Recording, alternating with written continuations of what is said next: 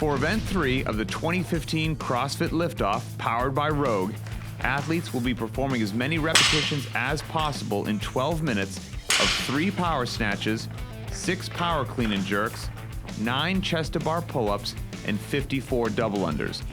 The men's weight is 135 pounds, and the women will use 105 pounds.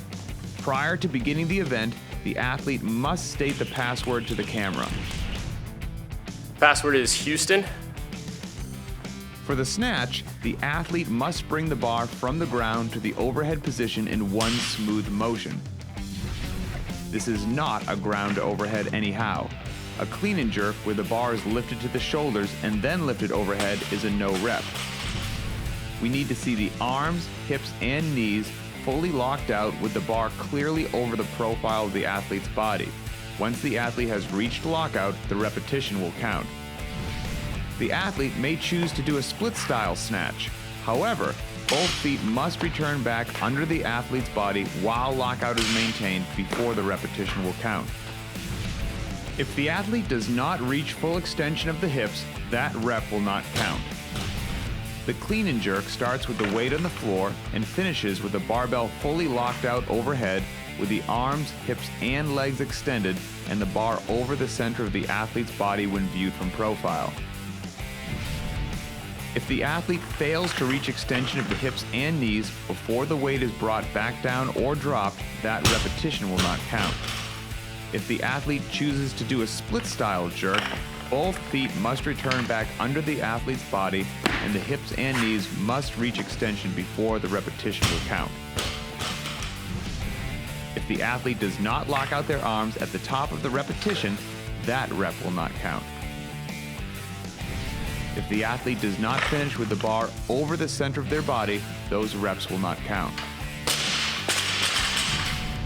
During the chest-to-bar pull-ups, any grip or style of pull-up is permitted as long as the repetition starts with the arms fully extended and finishes with the athlete clearly making contact with the bar below the collarbone.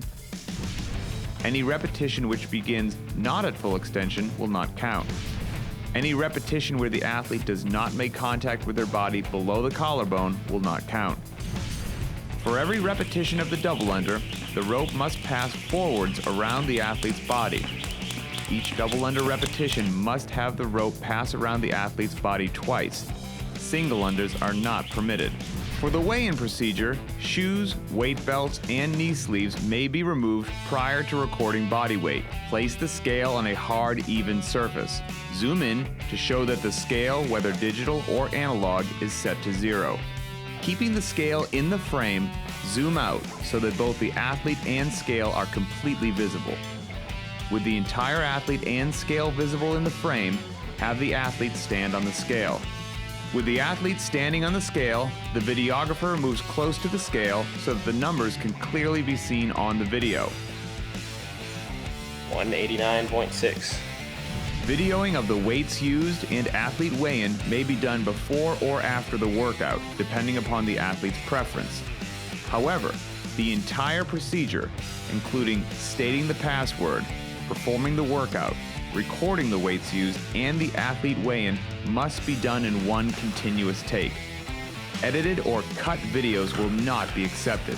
Review the video to make sure everything is clearly viewable. Your score is the total number of repetitions completed in the 12-minute window.